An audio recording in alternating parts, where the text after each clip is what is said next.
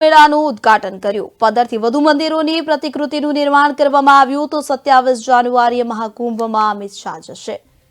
મહાકુંભમાં જવા અમિત શાહે ગુજરાતીઓને આહવાન કર્યું। 6 થીમ પર આધારિત છે આધ્યાત્મિક મેળો। તો આપને જણાવી દઈએ કે અમિત શાહે હિન્દુ આધ્યાત્મિક મેળાનું ઉદ્ઘાટન કર્યું છે। કળશ યાત્રામાં ક્ષત્રિય રાણીઓનો ભવ્ય તલવાર રાસ, 15થી વધુ મંદિરોની પ્રતિકૃતિનું નિર્માણ થયું છે। સંબોધન કરતા જણાવ્યું હતું કે લોકો પહેલા હિન્દુ બોલતા ખચકાતા હવે ગર્વથી કહે છે કે હું હિન્દુ છું।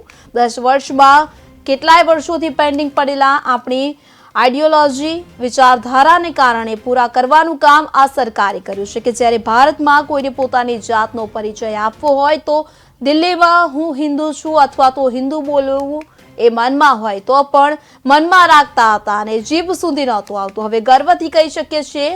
સાથે જ ભારતના ધર્મસ્થાનો દુનિયાભરમાં 350 વર્ષ સુધી વધુ ચોરી કરેલી ગુલામીની સ્થિતિમાંથી લઈને ગયેલી આપણી મૂર્તિઓને પણ પાછા લાવવાનો કાર્યક્રમ હોય કે પછી ભારતની સંસ્કૃતિને દુનિયાભરમાં પહોંચાડવાનું કામ ભાજપ સરકારે કર્યું છે। તો વધુમાં જણાવ્યું હતું કે તેઓ 27 તારીખે મહાકુંભ પણ જવાના છે। મહાકુંભમાં અમિત શાહ જશે અને લોકોને પણ જવા માટે આહવાન કર્યું।